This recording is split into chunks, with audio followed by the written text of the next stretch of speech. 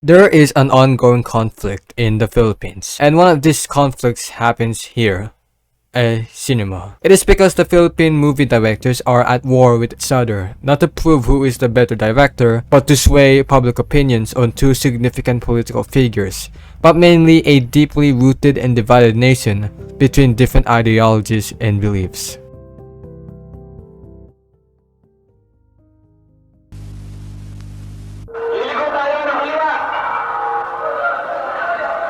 In the late 20th century, the Philippine Islands, a collection of 7,000 islands, are under the control of this one man, Ferdinand Marcos.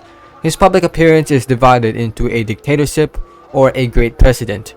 For a deeper explanation of the series of events shown in this video, I highly recommend my previous video about it. But to simplify, a Filipino senator named Benigno Aquino Jr. was assassinated on an airport runway, causing even more outrage in the already unstable nation with rampant corruption and a massive debt. A few years later, after a confusing election between Ferdinand and Benigno's wife, Corazon Aquino, where different election agencies showed different results, the people were sick of these messes and came before the People's Power Revolution, or EDSA Revolution, where hundreds and thousands of people protested, and after a series of protesters raided the main location of the Marcos family, they evacuated to Hawaii in exile. And while they already have a tarnished career, this didn't stop the son of Ferdinand, Bongbong, to sway public views on his family and started making the public develop more of a sympathetic and apologetic view of the Marcos family.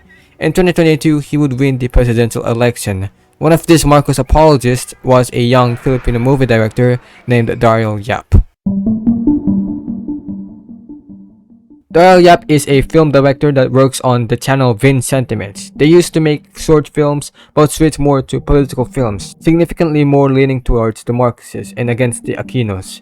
He leans so much that he would distort historical events to make the other side look bad. In 2022, he released what Viva Films dubbed the most controversial film of 2022, Made in Malacanang. The story revolves around the Marcos family's last hours before being exiled to Hawaii.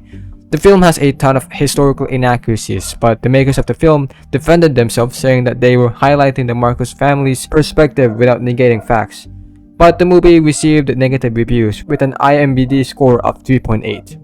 At the same time, truths resurfaced of Daryl Yap being quite pedophilic and admitting to it. Daryl Yap confirmed that this would be a trilogy, starting with MIM and then MOM, which is short for Martyr or Murderer. A recent movie that is being released takes place in a two story points. The first explores the side of Benigno Aquino, with Daryl trying to show off a shadier and darker perception of the senator.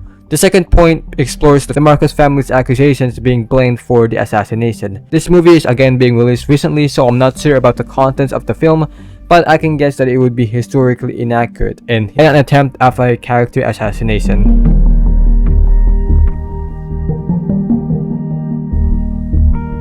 Vince Tanyada, the director of Katips. This film was released in December of 2021, but reran in theaters to combat Made in Malacanang. The story revolves around student activists struggling under martial law. The film received a decent IMDb rating of 6, but I won't say the same for his next film. Ako si Ninoy or I Am Ninoy is another Katips type movie where different Filipinos are shown as heroes while also telling Benigno Aquino's story. But this movie would be negatively received with even empty theaters, and this review tells that the movie wasn't well made. It did a poor job of characterizing Benigno, and the story didn't connect well. But it was also just recently released, so maybe this rating isn't permanent. Maybe.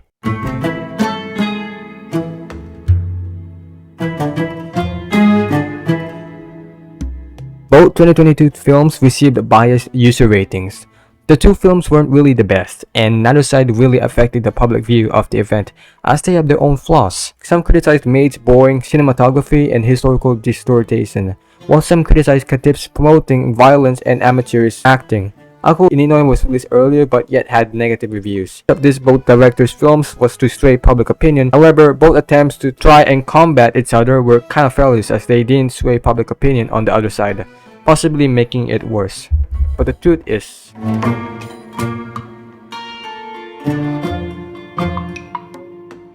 MIM and Katips were released a month after the election, so there was still some pride among supporters of each side. But now, nobody kinda cares anymore. MIM received so much attention and backlash that it did help the movie to get more press and earn 750 million pesos or $13 million. But now, nobody kinda cares. Both sides aren't that interested to support their side since they know the other side just won't budge. And the people against Dario realized that he was just a troll. He was doing as many shitty movies just for attention, just to drive his film, so they just ignore him overall. Living with just Marcos apologists watching the movie. Overall, the hype from the election just died down and people saw that supporting its side and they just aren't that interested in politics anymore. Just like you and me.